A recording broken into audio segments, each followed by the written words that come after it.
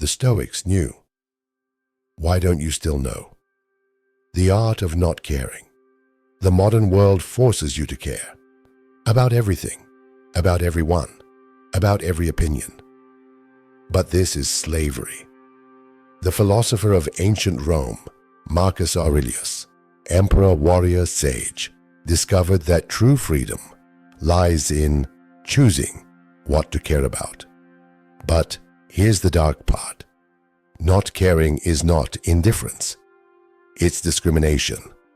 The common belief, saying I don't care, means being passive. But Stoicism teaches the exact opposite.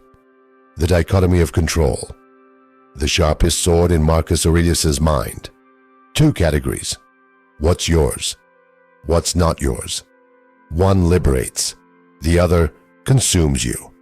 Throughout this video, what you'll learn is simple but radical. If you can't choose what to care about, everything will consume you. If you choose what to care about, nothing can shake you. Marcus Aurelius wakes in the morning, the weight of the Roman Empire on his shoulders. People see him as a god, but he knows. Control? Just an illusion. In his journal, Meditations, he writes this: life is brief. Only one thing is in your hands, your thoughts and your actions in this moment. The rest, chasing smoke.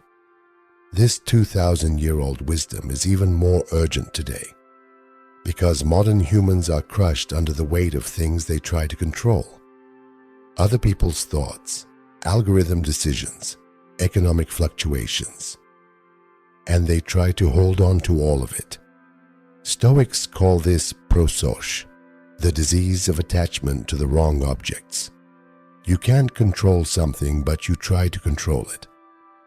That's where you become a slave. The dichotomy of control is the backbone of Stoicism.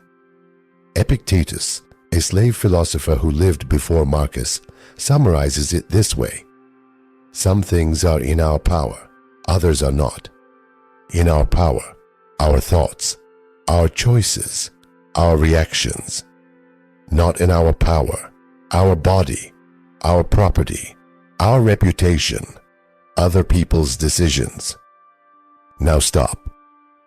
Take a deep breath and ask yourself, what percentage of your life's pain comes from holding on to things you cannot control? You didn't get the promotion. You couldn't change someone's perspective. You got a reaction to a comment on social media. The weather ruined your plans. You cannot control any of these, none of them. But here's the interesting part. When you stop trying to control, control begins. Because now your energy isn't scattered. You're focused on one single thing. Your internal stance. Marcus Aurelius calls this prohairesis. Prohairesis means the faculty of choice. Your only weapon. No one can take it from you. Even if you're imprisoned, even if you're tortured, even if you lose everything, prohairesis is still yours. Let's give a modern example. You shared a post on social media, genuine, sincere, valuable. No one liked it. No comments came. The algorithm didn't show it. Now there are two options. First, why didn't anyone care? Was my post worthless? Did I do something wrong? And spiral into that loop. Looking outside for validation, for approval. This is slavery. Second, I made my post. I was sincere and honest. Other people's reactions are not in my control. I only did what was good. This is freedom. Do you see the difference? In the first, you're holding on to something you can't control, other people's approval. In the second, you're focused on what you can control, your own intention and action. Marcus says, you can't control whether others love you, but you can control being someone worth loving. Prohairesis consists of three things. First, judgment. How you assign meaning to events. It's raining. Do you see it as bad or opportunity? The choice is yours. Second, desire. What you choose to want, external things or internal peace. Third, action. How you choose to respond, with anger or with calm. These three are your inner citadel.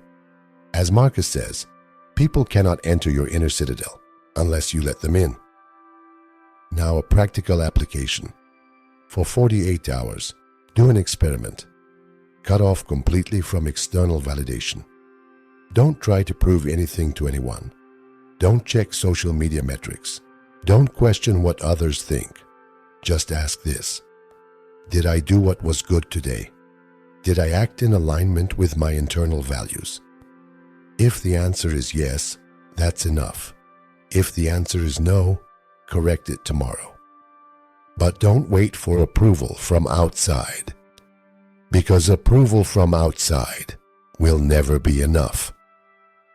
When Marcus Aurelius ruled the Roman Empire, he was surrounded by flattery. There was pressure for them to call him a god. Statues were erected.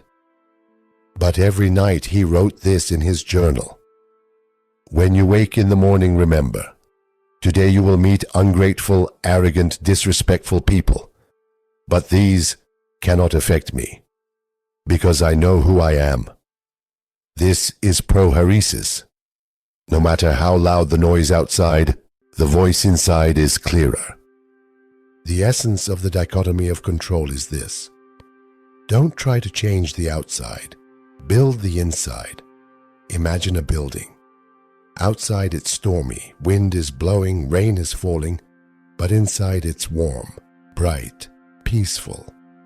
You can build that interior. No one can take it from you.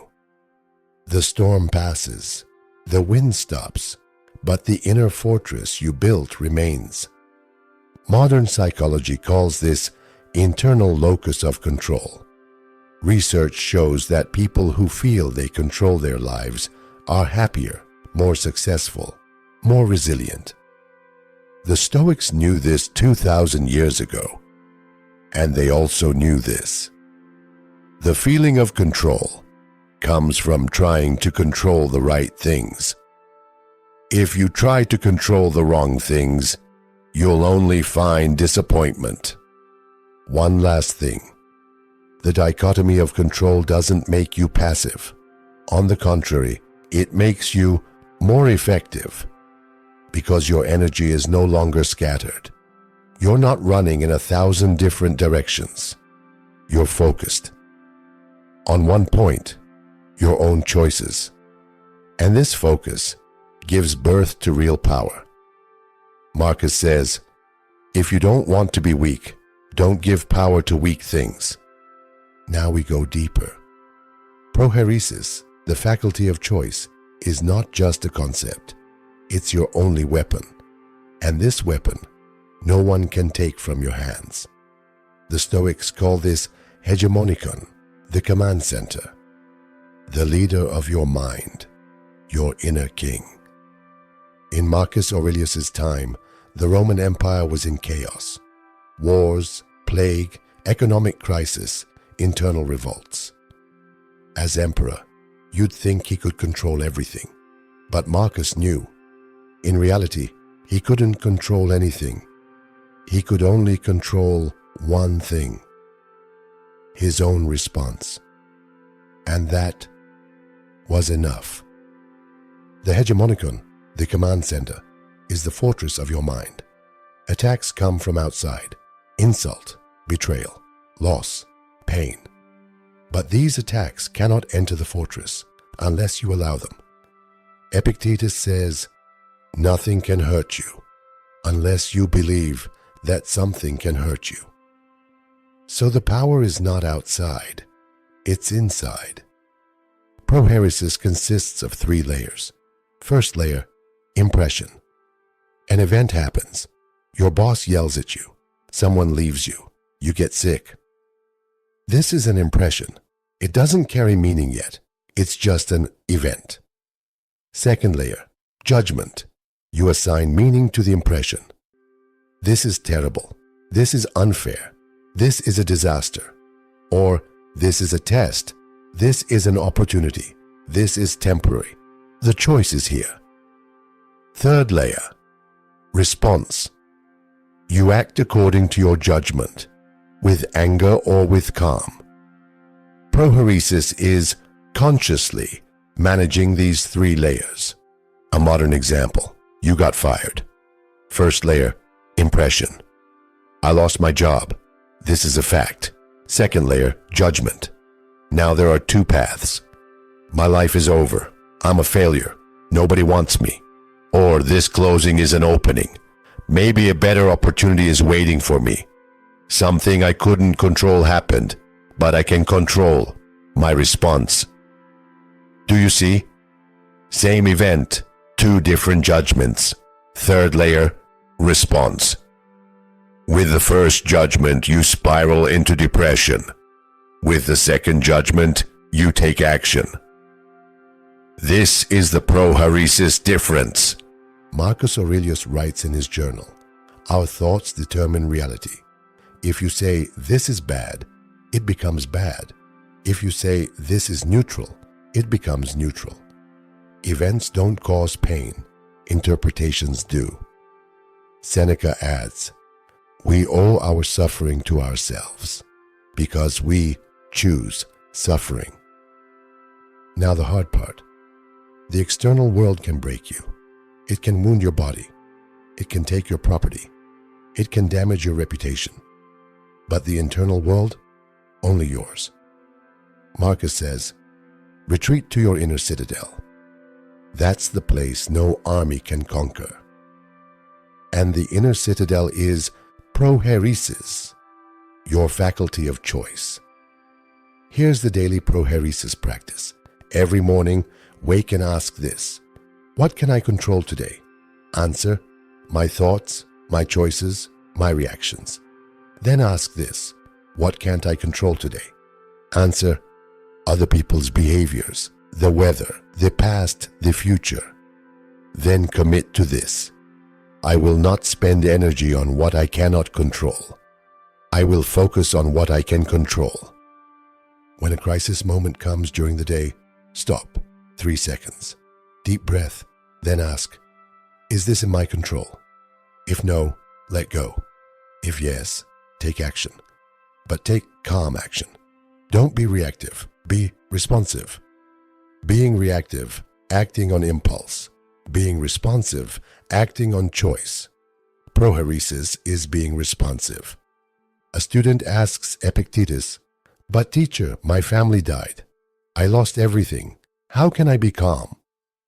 Epictetus answers, feel your pain, but don't surrender to the judgments of pain. You lost, yes, but you didn't lose who you are. Prohairesis is still with you, and that is more valuable than any loss. Marcus Aurelius loses his son. He loses many loved ones in the plague. Rome is burning. Barbarians are attacking. Betrayals are happening. But every night he writes this in his journal. Today things I couldn't control happened, but I controlled what I could control. And that's enough. This is the power of Prohairesis. While the external world collapses, the internal world stands. In modern psychology, this is called cognitive reframing. But the Stoics discovered this 2,000 years ago and went one step further. Not just reframing, but selective acceptance. Accept some things, reject others, but accept consciously, not blind acceptance. Selective will. Finally, understand this. Prohairesis is like a muscle. If you don't use it, it weakens. If you use it every day, it strengthens. Wake every morning and choose, what will I allow to enter my mind today? Anger, fear, peace? The choice is yours, and every choice makes the next choice easier or harder. Marcus says, your character is the sum of your choices. Every choice builds you or tears you down. Prohairesis is a practical tool. Use it daily. Keep a Prohairesis journal. Every evening write this. What was in my control today? How did I use it? What wasn't in my control today?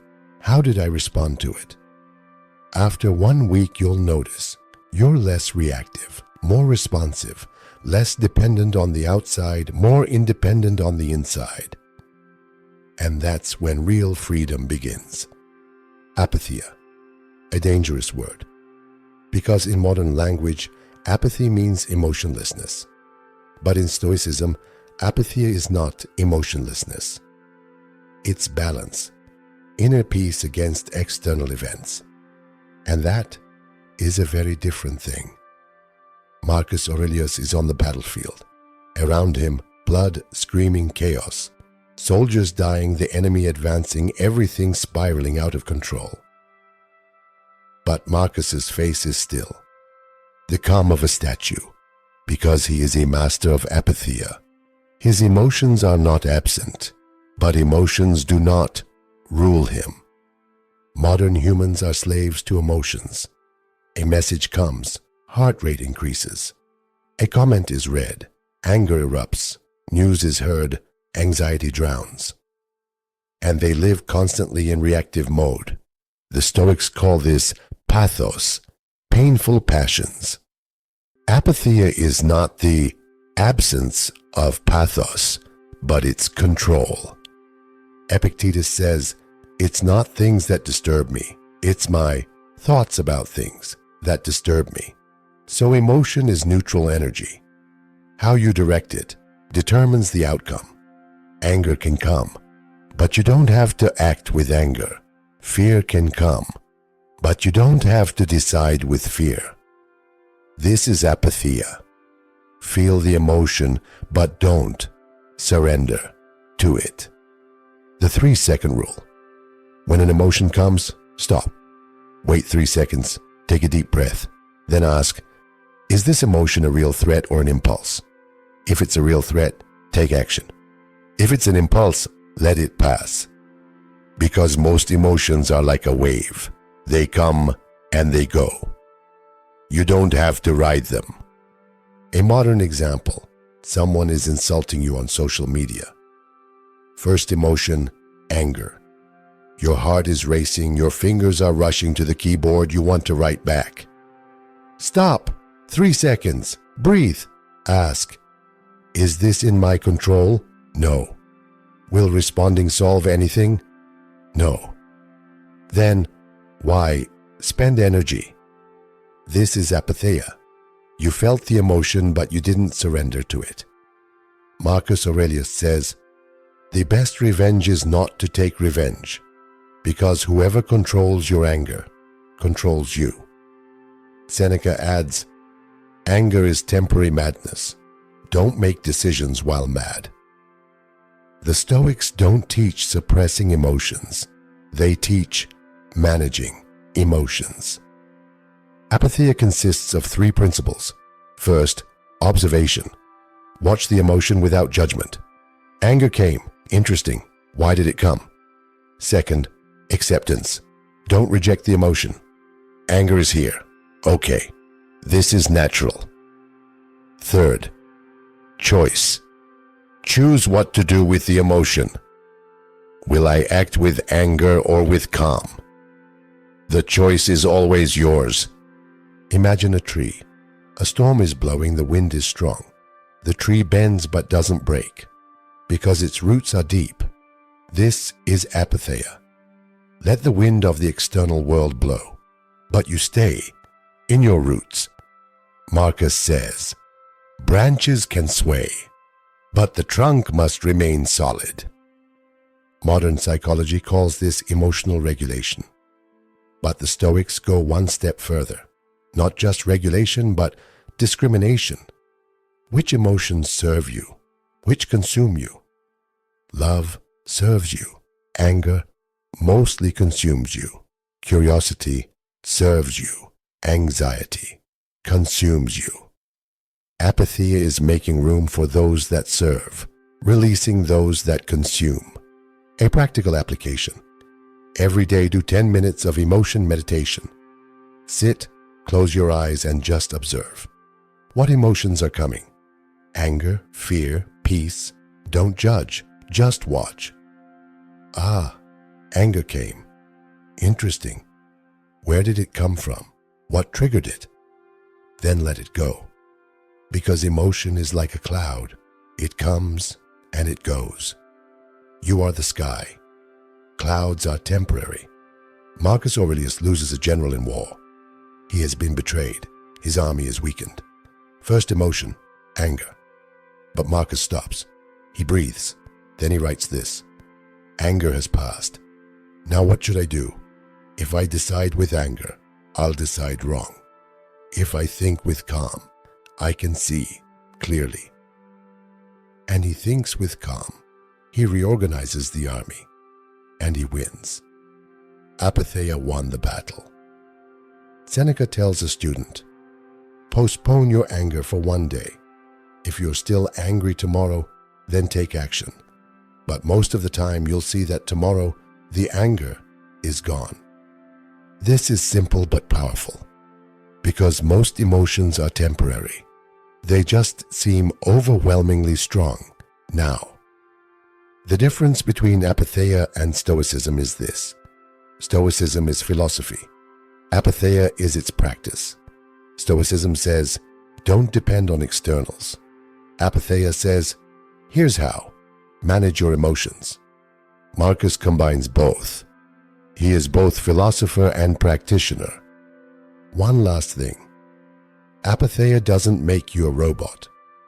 On the contrary, it makes you more human, because you're no longer under the reactive power of your emotions. You're under the conscious power of your choices.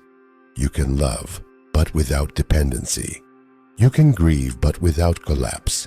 You can be angry, but without destruction. This is real power. Feeling emotions, but not surrendering to them. Apatheia is the art of balance.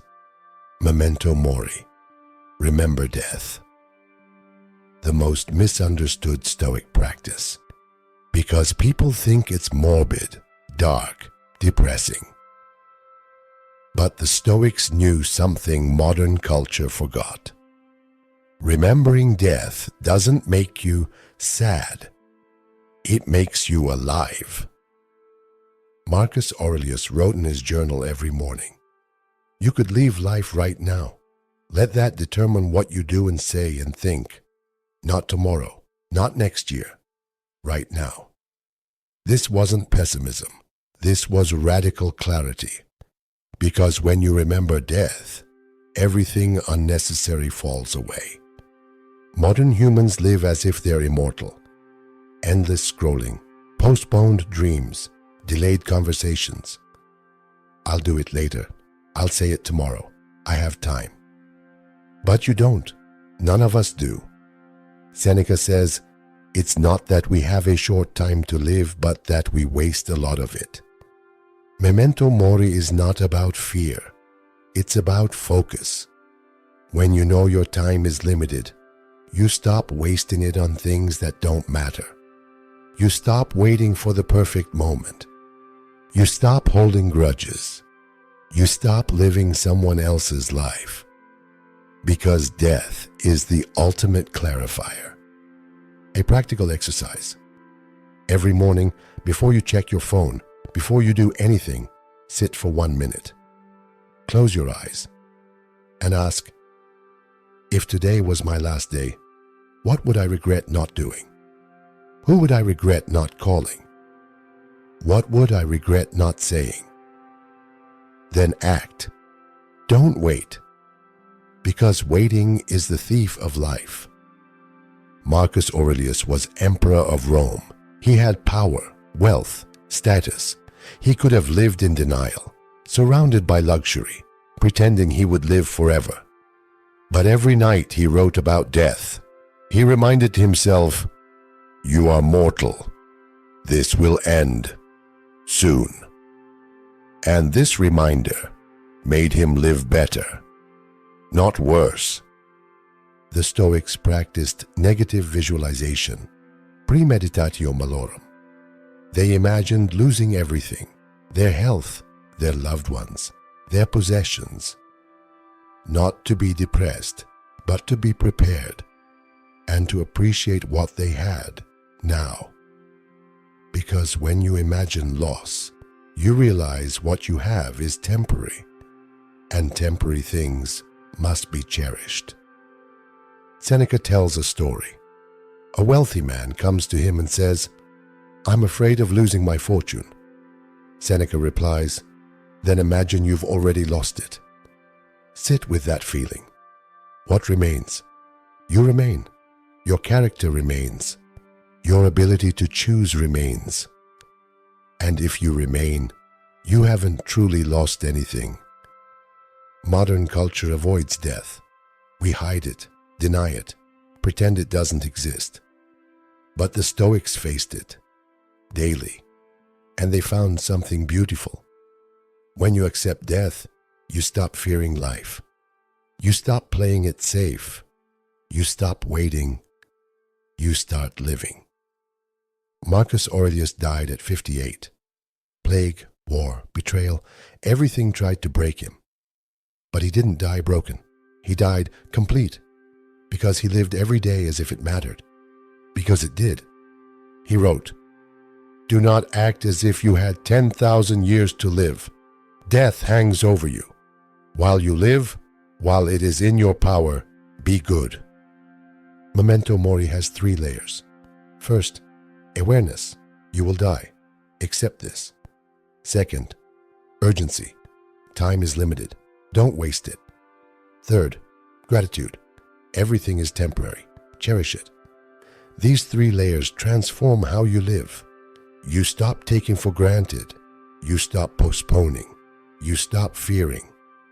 A modern example. You're in an argument with a loved one. Small, petty, meaningless, but your ego won't let go. Now imagine, this is your last conversation. They die tomorrow, or you do. Would you still argue? Would you still hold on to being right? Of course not. Memento Mori gives you that perspective now, not later. The Stoics used death as a teacher. Every sunset, Marcus would ask, "Did I live today as if it was my last? Did I say what needed to be said? Did I do what needed to be done?" If yes, he slept in peace. If no, he corrected it tomorrow. But he never assumed tomorrow was guaranteed.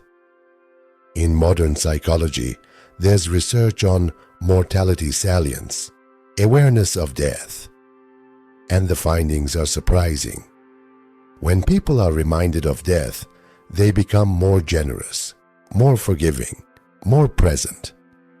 They stop sweating the small stuff. They focus on what truly matters. The Stoics knew this 2,000 years ago. One last thing. Memento Mori is not about being morbid. It's about being honest. Death is the one certainty. Everything else is uncertain. Jobs come and go. Relationships shift. Health changes. But death, guaranteed. And when you accept the one certainty, everything else becomes lighter, because you realize most of what you worry about doesn't actually matter.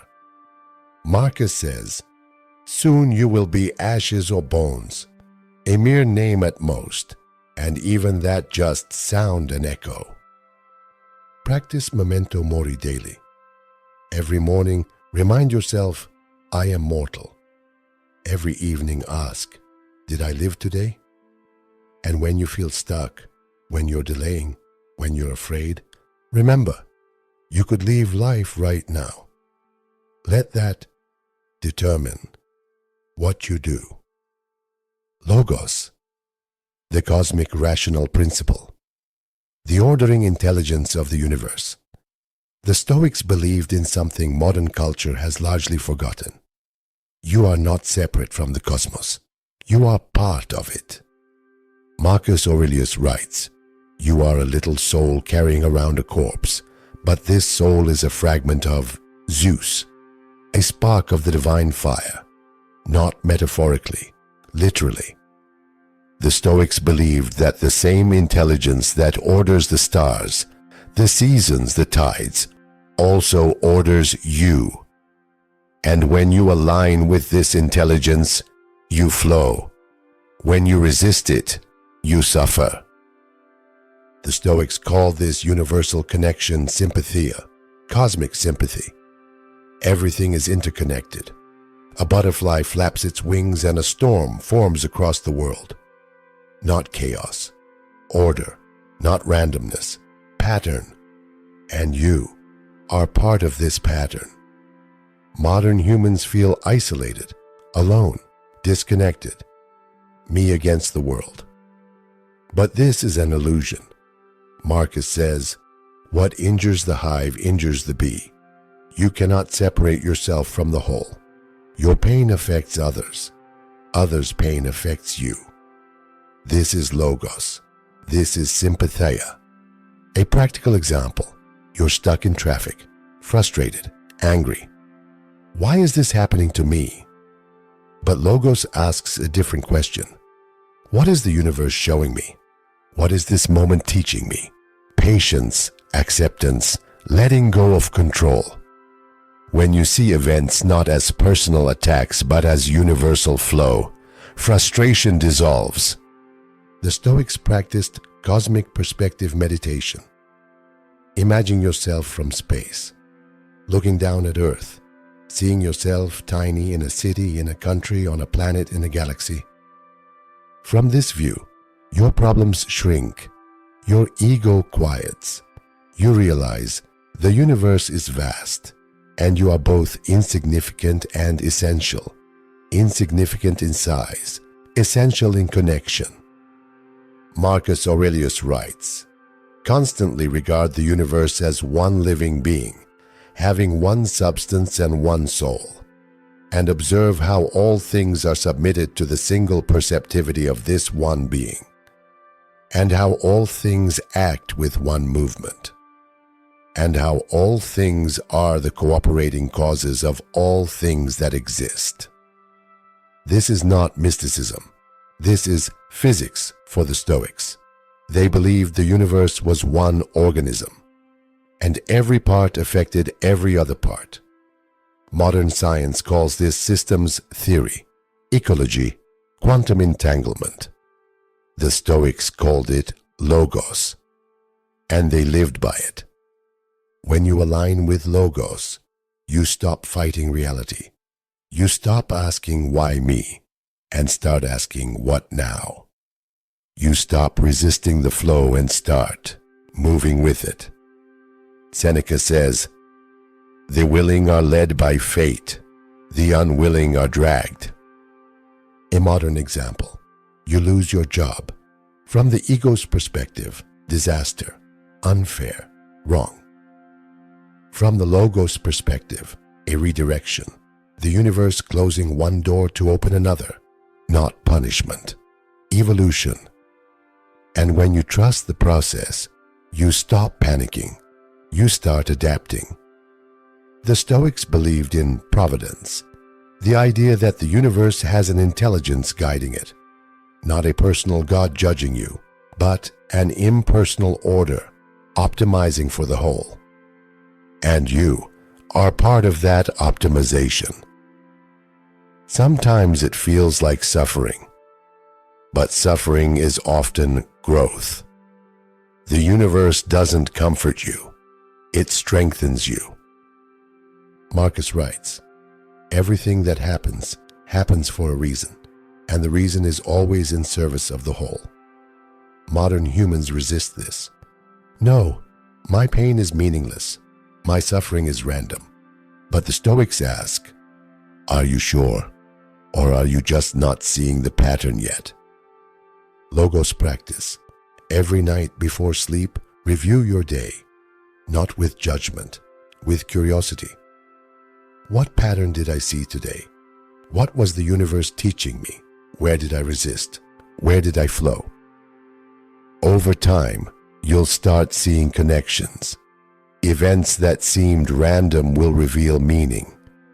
Pain that seemed pointless will reveal purpose. Epictetus says, "Don't demand that things happen as you wish, but wish that they happen as they do happen, and you will go on well." This is not passivity. This is alignment.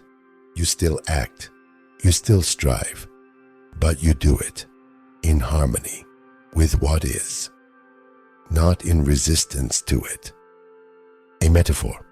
A river flows to the ocean. A leaf on the river has two choices: fight the current, trying to go upstream, or surrender to the flow, trusting the river knows the way. The leaf that fights exhausts itself and drowns. The leaf that surrenders arrives at the ocean. You are the leaf. Logos is the river. Marcus Aurelius ruled an empire in chaos, wars, plagues, betrayals. He could have cursed fate. Why is this happening to me? Instead, he wrote, "The universe gave me this role, not as punishment, as training, to become who I'm meant to be." And he played his role with excellence, with acceptance, with alignment. One last thing. Logos doesn't erase your individuality. It contextualizes it. You are unique, but you are also connected. You have free will, but you are also part of a larger pattern. The art is balancing both, acting as an individual while remembering you are part of the whole. Marcus says, "What is bad for the hive cannot be good for the bee." Practice cosmic perspective daily. When you feel small, remember, you are part of something vast. When you feel isolated, remember, you are connected to everything. When you feel lost, remember, the universe is ordering itself, and you are part of that order. Trust the Logos, align with the flow, and watch how resistance dissolves into peace. Virtue, the most misunderstood word in modern language. Because today, virtue sounds like preaching, like moralizing, like something your grandmother tells you. But to the Stoics, virtue was not about being good. It was about being excellent. And excellence is the only thing worth pursuing. Marcus Aurelius writes, "Waste no more time arguing about what a good man should be. Be one. Not for applause, not for recognition, not for heaven or hell, for itself, because virtue is its own reward." The Stoics believed in 4 cardinal virtues: wisdom, justice, courage, temperance. Master these 4, and everything else falls into place. Wisdom is not intelligence. Intelligence is knowing facts. Wisdom is knowing what matters. You can be intelligent and still waste your life on trivial things. But wisdom cuts through the noise. It asks, is this important? Will this matter in 5 years? In 5 minutes after I'm dead? And if the answer is no, wisdom lets it go. Justice is not fairness. The universe is not fair. Bad things happen to good people. Good things happen to bad people. But justice is acting rightly regardless, treating others with dignity. Not because they deserve it, because you deserve to be the kind of person who acts justly. Marcus says, "What is not good for the hive cannot be good for the bee." Courage is not fearlessness. Fear comes, always. But courage is acting despite fear, standing up when it's easier to sit down, speaking truth when it's safer to stay silent, leaving when it's comfortable to stay. Epictetus says, "First say to yourself what you would be, and then do what you have to do." Temperance is not deprivation. It's not denying yourself pleasure. It's not being controlled by pleasure. You can enjoy wine without needing wine. You can appreciate luxury without depending on luxury. Seneca says, "It's not the man who has too little who is poor, but the one who craves more.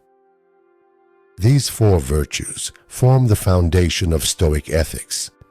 And here's the radical part. The Stoics believed virtue is sufficient for happiness.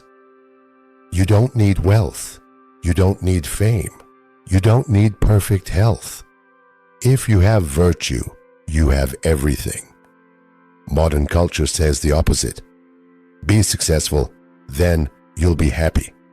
Get the promotion, then you'll be fulfilled. Find the relationship, then you'll be complete. But the Stoics knew this was backwards. Pursue virtue. Happiness follows, not the other way around. A modern example. You're working on a project, pouring your heart into it. Excellence in every detail. It launches. No one notices. No recognition, no reward.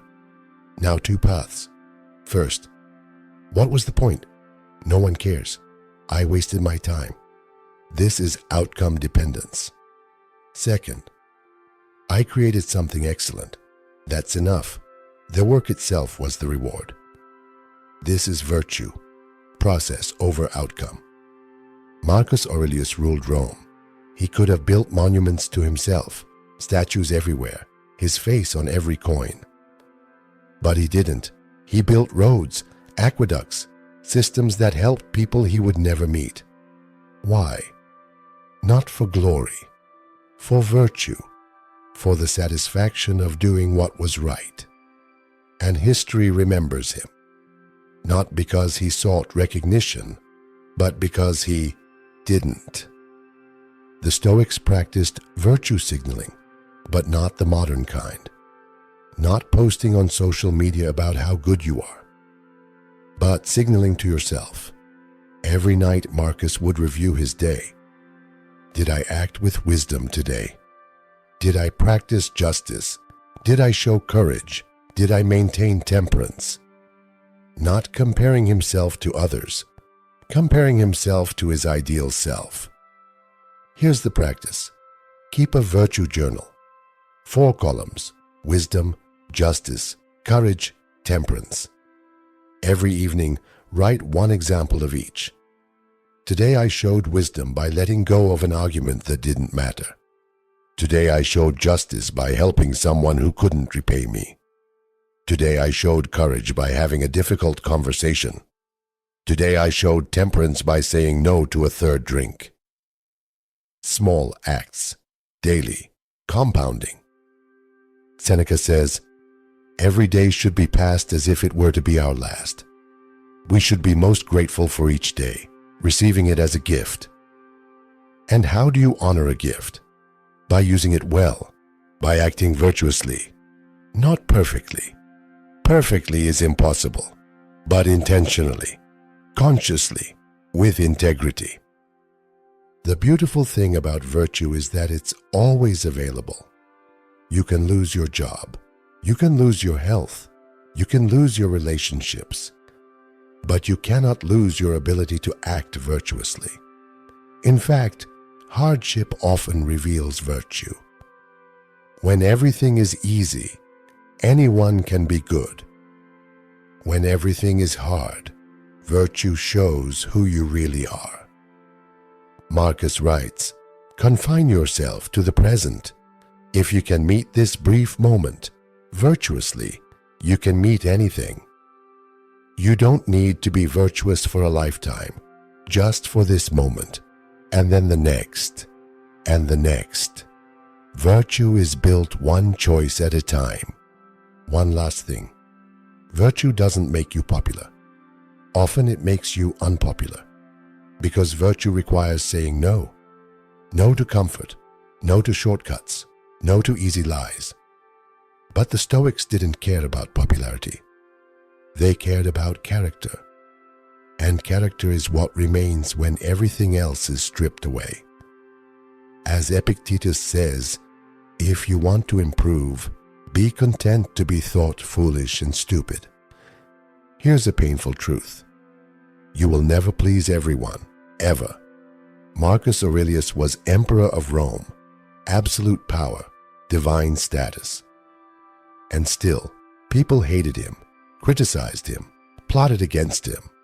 If he couldn't please everyone, what makes you think you can? The Stoics teach something radical about relationships. Other people's opinions of you are not your concern, not because you're arrogant, because you're realistic. You cannot control what they think. You can only control how you act. And when you stop chasing their approval, something magical happens. You become free. Epictetus says, if you wish to be free, desire nothing that depends on others. This includes their validation, their praise, their acceptance, because the moment you need their approval, they own you. They don't even know it, but you've given them the keys to your peace, and they will drop those keys constantly. Modern culture is built on external validation. Social media likes, performance reviews, dating app matches. Every day you're trained to look outside for confirmation that you matter. But the Stoics ask, what if you already matter? What if your worth is intrinsic? What if you don't need anyone to tell you who you are? A modern example. You post something online, something true, something you believe in, and people attack you, mock you, misunderstand you. Now, two choices. First, delete the post, apologize, change your stance to please them. This is slavery. Second, I said what I believe. Their response is not my responsibility. I cannot control their interpretation. I can only control my integrity. This is freedom. Marcus writes, it never ceases to amaze me. We all love ourselves more than other people, but care more about their opinion than our own. Read that again. You love yourself, but you prioritize their judgment. Why? Because you've been trained to, since childhood. Please the teacher, please the parent, please the boss, please the crowd. But the Stoics say, please yourself, not selfishly, but honestly. There's a difference between being principled and being stubborn. Principled means you have values and you live by them. Stubborn means you refuse to listen or learn. The Stoics were principled. They didn't change their values based on popularity, but they listened, they considered, they adapted when reason demanded. Marcus says, whenever you are about to find fault with someone, ask yourself, what fault of mine most nearly resembles the one I am about to criticize? Here's the practice. For 30 days, turn off social media metrics. No checking likes, no counting followers, no reading comments. Just create, just share, just be. And notice what happens. At first, anxiety. Is anyone seeing this? Does anyone care? But slowly something shifts. You start creating for the work itself, not for the response. And the work improves because it's no longer contaminated by the need for approval. Seneca tells a story.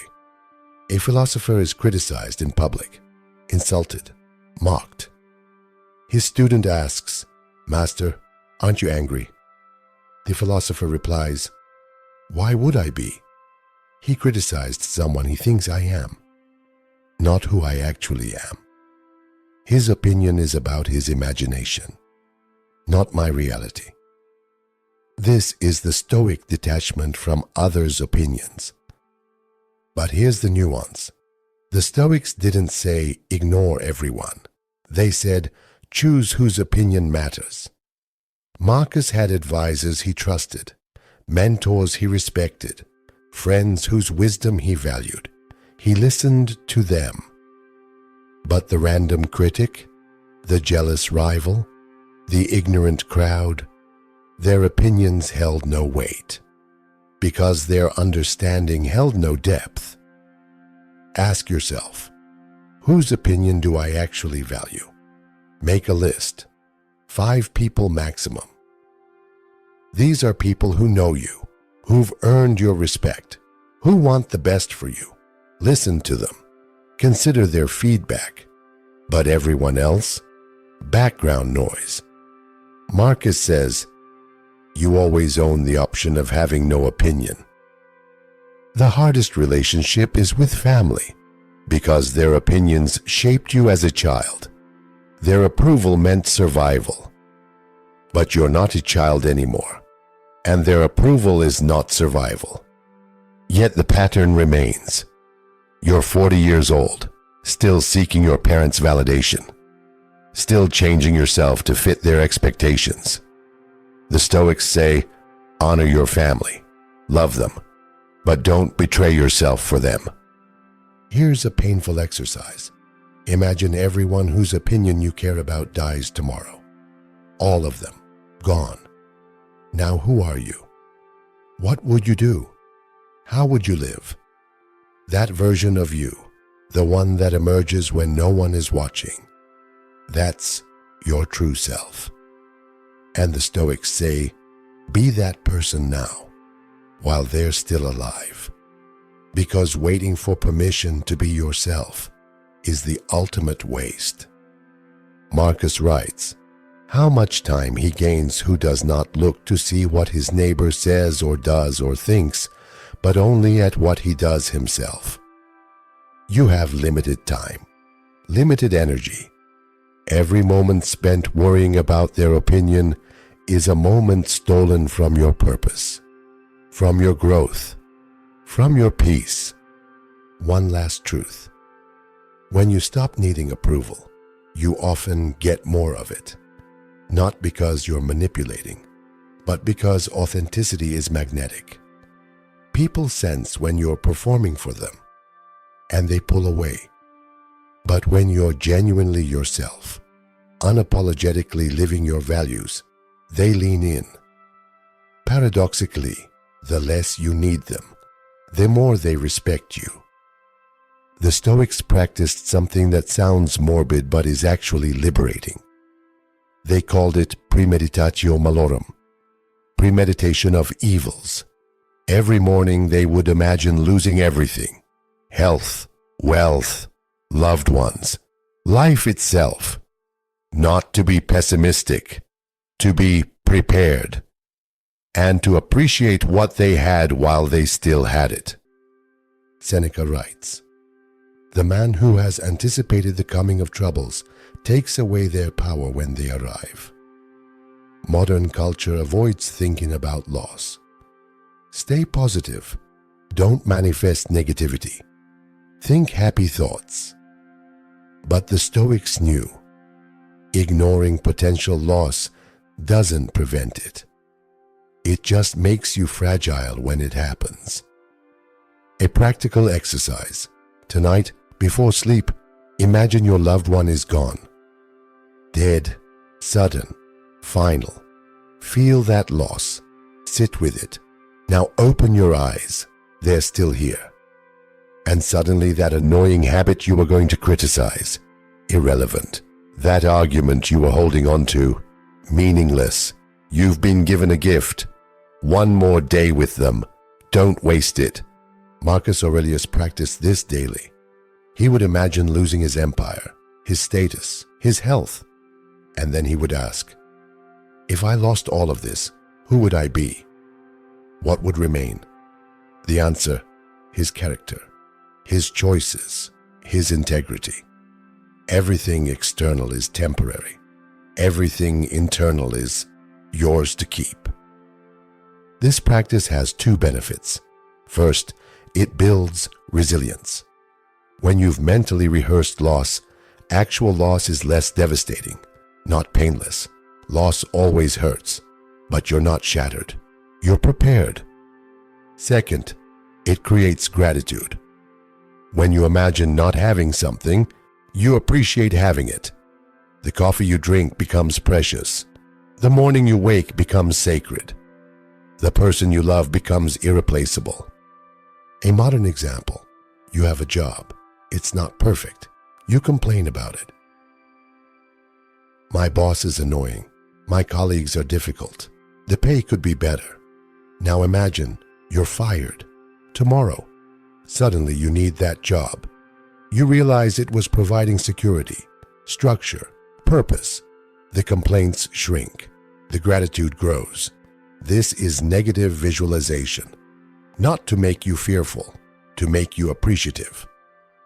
Epictetus says, "Don't say I have lost it. Say I have given it back." Your child died, it was given back. Your wife died, she was given back. This sounds cold, but it's not. It's acknowledging reality. Everything you have is on loan. From the universe, from time, from chaos. You never owned it. You were borrowing it. And one day, the loan ends. The Stoics weren't being morbid. They were being honest. Modern culture sells permanence. This job will last. This relationship will stay. This health will continue. But the Stoics knew nothing lasts. Everything changes.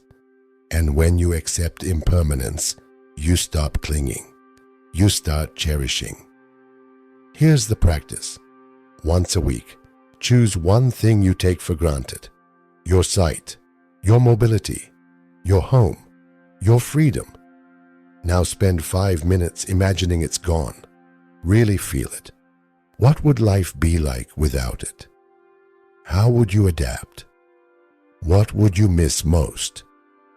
Then open your eyes. You still have it. And suddenly it's not just a thing, it's a miracle. Marcus writes, "Think of yourself as dead. You have lived your life. Now take what's left and live it properly." This is not depressing. This is clarifying. When you accept that you're already dead, every moment becomes bonus time. You stop postponing. You stop waiting. You start living. Negative visualization also applies to success. You achieved something, a promotion, a milestone, recognition. Now imagine it's taken away, stripped, gone. Who are you without it? If your identity is tied to achievement, loss will destroy you. But if your identity is tied to virtue, to character, to choices, loss can't touch you. The Stoics say, enjoy success but don't depend on it. Seneca practiced poverty voluntarily. Once a month, he would dress in rags, eat simple food, sleep on the floor. Why? To remind himself, if I lost everything, I would survive. I would still be me. Wealth is nice, but it's not necessary. This practice made him fearless, because he knew the worst-case scenario, and it wasn't that bad. A modern version. Once a month, live minimally. No phone, no internet, no luxury, just basics, water, food, shelter. Notice how little you actually need. Notice how much you've been chasing excess. And when you return to normal life, you return with gratitude, not entitlement. The ultimate negative visualization is death. The Stoics meditated on it daily. I could die today. This could be my last breath, my last conversation, my last sunset. Not to be morbid, to be present. Because when you remember death is coming, you stop wasting life.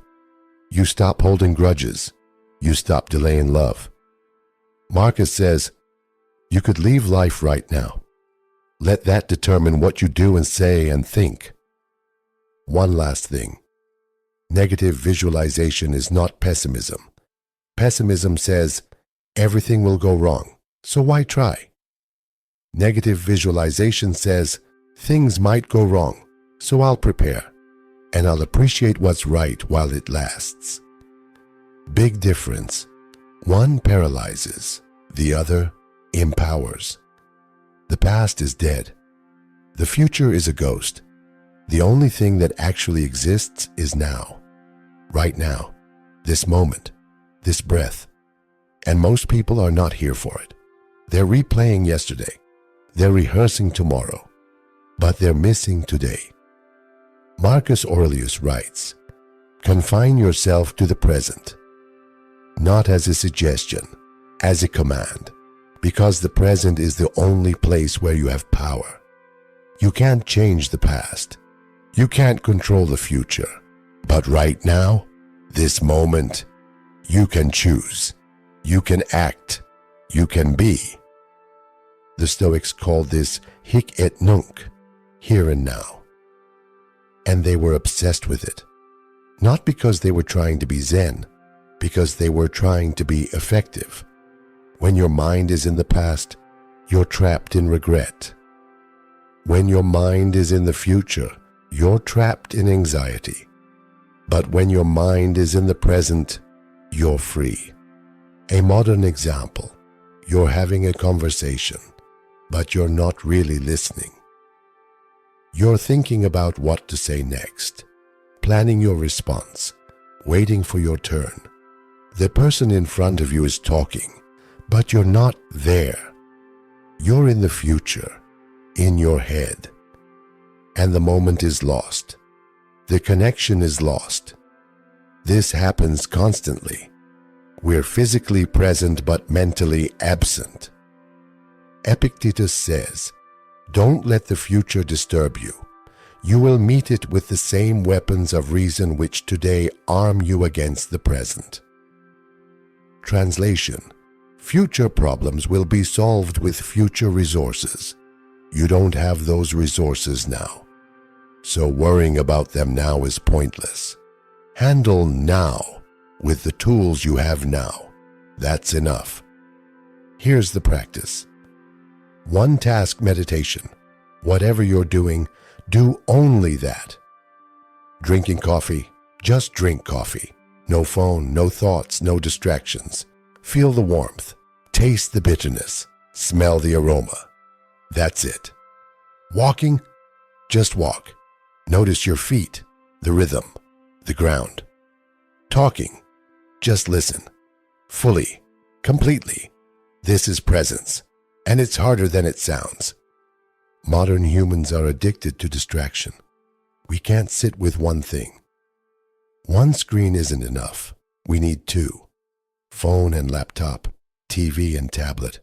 We're terrified of being here. Why? Because here is where we meet ourselves. And sometimes we don't like what we find. So we run into the past, into the future, into anything but now. The Stoics didn't run. They sat. They faced the present, even when it was painful, especially when it was painful. Marcus writes, "The impediment to action advances action. What stands in the way becomes the way. You can't solve a problem by avoiding the present. You solve it by entering the present fully." There's a difference between being present and mindfulness. Mindfulness is a technique, a practice. Stoic presence is a philosophy. It's not about clearing your mind. It's about directing it toward what you can control, toward what matters, toward this moment, right here. Seneca tells a student, "You live as if you were destined to live forever. Your own frailty never occurs to you. You don't notice how much time has already gone by." The student asks, "So what should I do?" Seneca replies, "Live each day as a complete life, not preparing to live, not waiting to live. Living." A painful truth. Most people will die without ever being fully present. They'll spend their childhood waiting to be adults, their adulthood waiting to retire, their retirement waiting to die. Always somewhere else, never here. The Stoics call this the ultimate tragedy. Not death, but a life unlived. Here's the litmus test. At the end of today, can you remember it? Not in detail, but the essence. Did you taste your food? Did you feel the sun? Did you hear the voices around you?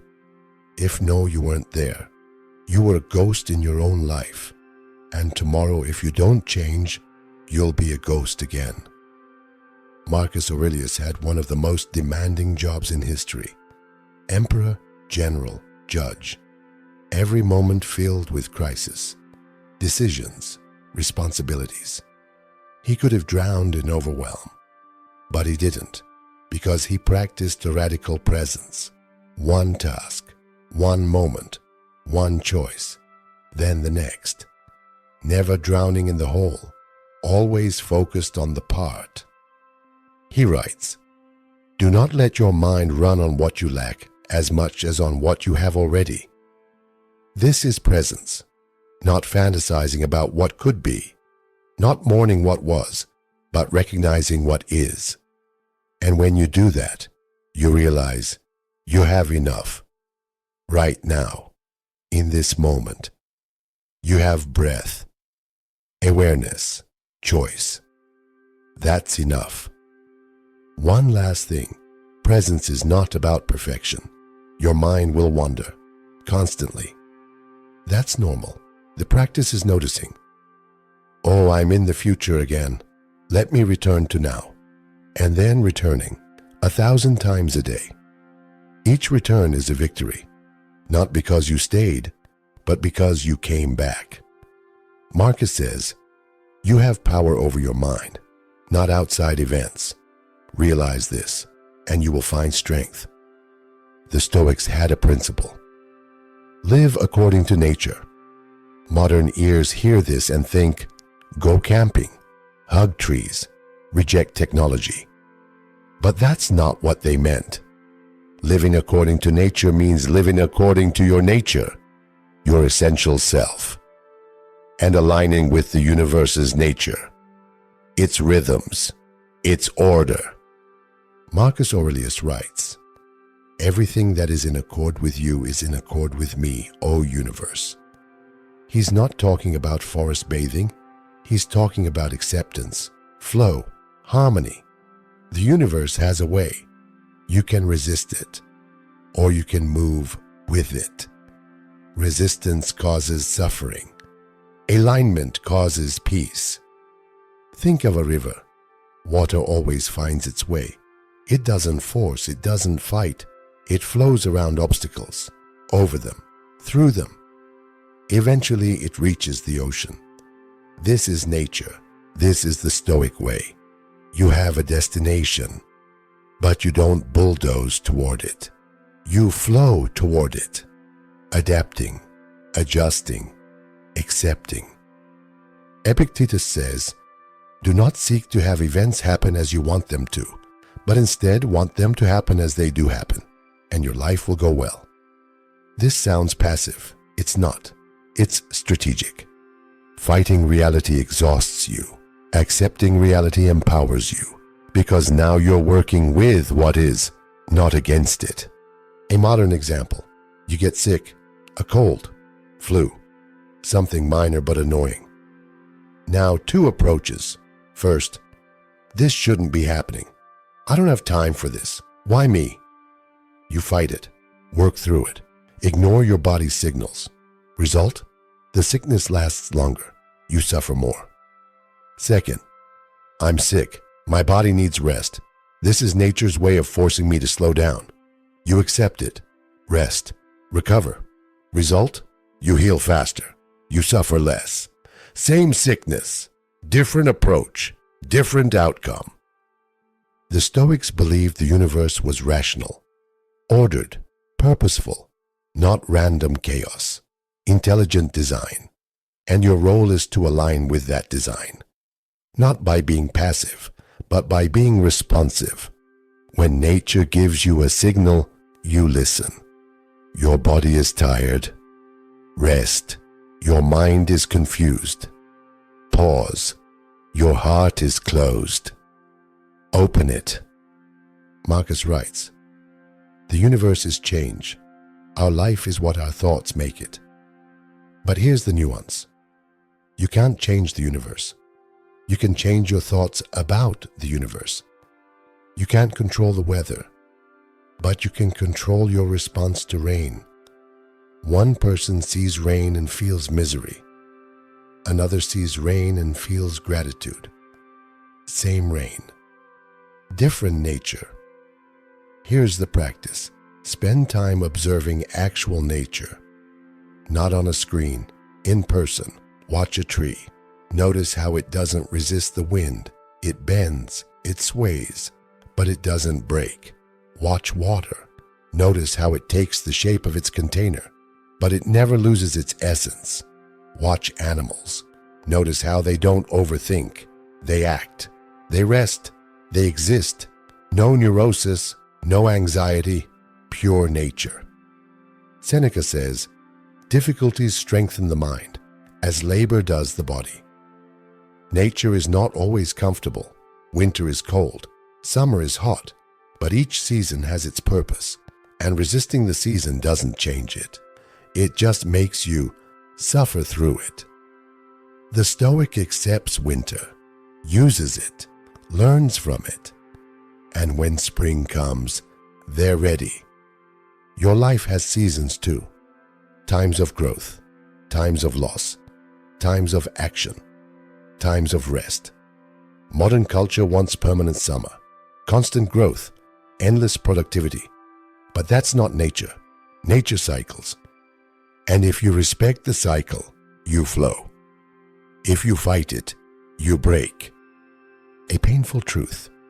Most modern suffering comes from living against nature, against your body's need for rest, against your mind's need for quiet, against your soul's need for meaning. You override signals. You push through exhaustion. You numb discomfort. And you wonder why you're miserable. The Stoics say, listen to nature. It's trying to guide you. Marcus Aurelius was emperor. He could have lived in luxury, excess, indulgence, but he lived simply. Why? Because nature doesn't need excess. A tree doesn't need jewelry. A river doesn't need validation. They exist, fully, completely, without ornament. And Marcus wanted to exist the same way, aligned with his essential nature, not the performance version, the real version. Here's the question that reveals everything. What would you do if no one was watching?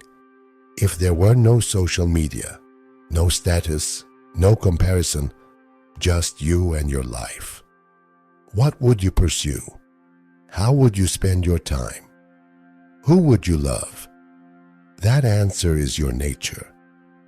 And the distance between that answer and your current life is your suffering. Epictetus says, freedom is the only worthy goal in life. It is won by disregarding things that lie beyond our control. And what's beyond your control?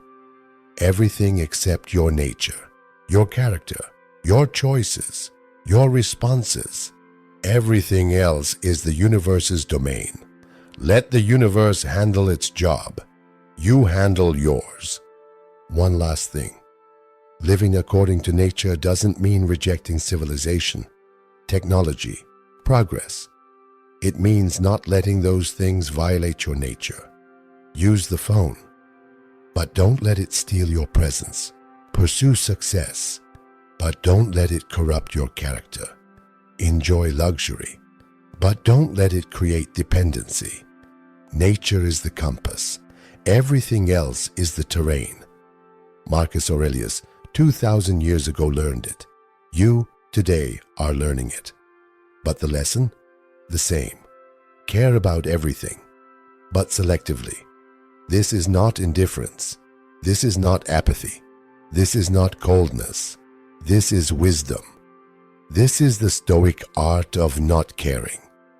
You've learned 10 principles: the Dichotomy of Control, Prohairesis, Apatheia, Memento Mori, Logos, Virtue, Freedom from Opinions, Negative Visualization, Present Moment, Nature. These are not separate teachings. They are one teaching, seen from 10 angles. And that teaching is this: you cannot control the world, but you can control yourself, and that is enough. Imagine a gardener. He has a garden. Some plants thrive, some die, some need water, some need shade. The gardener cannot make every plant grow, but he can choose where to focus his energy, which plants to water, which to prune, which to let go. This is the Stoic art. You are the gardener. Your attention is water. Choose wisely where you pour it. Most people water everything, every opinion, every crisis, every distraction. And they wonder why they're exhausted, why nothing grows. The Stoic waters selectively. This relationship, worth it, water it. This grudge, not worth it, let it die. This goal, aligned with virtue, pursue it. This status symbol, hollow, release it. The art of not caring is the art of discernment. Not everything deserves your energy. Not every thought deserves attention. Not every emotion deserves action. Not every person deserves access. Your energy is finite. Your time is limited. Every yes to something meaningless is a no to something meaningful. Marcus Aurelius ruled an empire. Every day, 1,000 demands, 1,000 crises, 1,000 voices. He could have drowned, but he didn't, because he practiced selective caring. He asked, "Is this essential? Does this align with virtue? Can I control it?" If no to any of these, he let it go. Not because he was cold, because he was wise. Here's the modern application. You wake up. Check your phone, 100 notifications, news, messages, demands. Your first instinct, respond to all of it. But the Stoic asks, which of these actually matters? Which aligns with my values? Which is in my control? And ruthlessly, lovingly, intentionally releases the rest. Seneca writes, "It's not that we have a short time to live, but that we waste a lot of it. You waste it caring about things that don't matter. People who don't respect you. Outcomes you can't control. Pasts you can't change. Futures you can't predict." The Stoic art is simple. Stop. Care about now. Care about your character. Care about virtue. Everything else is noise. But here's the paradox. When you stop caring about everything, you start excelling at something. Because your energy is focused. Your attention is clear. You're not scattered. You're not diluted. You're a laser, not a flashlight. And lasers cut through anything. The Stoic who masters not caring becomes unstoppable. Not because they're ruthless, because they're free. Free from needing approval. Free from fearing loss. Free from chasing status. Free to do what matters. And what matters is always the same. Virtue, character, integrity. Everything else is decoration. Marcus writes, "You have power over your mind, not outside events. Realize this, and you will find strength." This is the entire philosophy in one sentence. The world will do what it does. People will do what they do. Events will unfold. You cannot stop this, but you can choose your response. And your response determines everything. The art of not caring is not about building walls. It's about building foundations. Walls keep things out. Foundations keep you standing. When you know your values, when you trust your character, when you align with virtue, the storms outside don't matter. They rage. You remain rooted, grounded, unshaken. One final truth. The Stoic art of not caring is contagious. When people see you calm in chaos, they want what you have. When they see you happy without needing their approval, they respect you more. When they see you living by principle, they question their own compromises. You don't preach. You don't convince. You just live, and your life becomes the argument. At the beginning, I asked. The Stoics knew. Why don't you still know? The art of not caring. Now, you know. You know that not caring is not indifference. It's choice. It's wisdom. It's freedom. Marcus Aurelius wrote in his journal every morning this reminder. When you wake at dawn, remember, today you will meet people who are meddling, ungrateful, arrogant, dishonest, jealous, and surly. But they cannot affect me, because I know who I am. This is the art, knowing who you are and not letting the world tell you. Here's your practice, starting today, not tomorrow. Today. Choose one thing you've been caring about that doesn't matter. One opinion, one outcome, one grudge, and let it go. Not because you're giving up, because you're choosing better. You're choosing what deserves your energy. And that thing doesn't. This week, keep a Stoic journal. Every evening, write 3 things. What was in my control today? What wasn't? What did I do with what was? This simple practice will transform how you see your life. You'll realize most of what stresses you is outside your control. And most of what you control, you've been neglecting. This month, 30 days. Disconnect from external validation. No checking likes. No seeking approval. No needing recognition. Just do good work. Live by your values. Act with virtue. And notice what happens. At first, discomfort. Then, slowly, something beautiful. Freedom. Real freedom. Not from the world. From your need for the world. Marcus Aurelius died at 58. Plague, war, betrayal.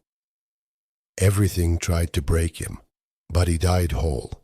He died complete, because he mastered the art of not caring, not about everything, about the right things. He cared about virtue, about character, about doing what was right. Everything else, just weather passing through. You have one life. You don't know how long. Could be decades, could be days. The Stoics say, make it count, not by chasing everything, by choosing something. Something true, something virtuous, something that aligns with who you actually are, not who you're performing to be. Freedom is not out there. It's not in success, not in approval, not in escape. Freedom is here, inside, in your ability to choose, to discern, to care selectively. Marcus knew this. Epictetus knew this. Seneca knew this. Now you know this. The Stoic art of not caring is not about becoming cold. It's about becoming clear. Clear about what matters. Clear about who you are.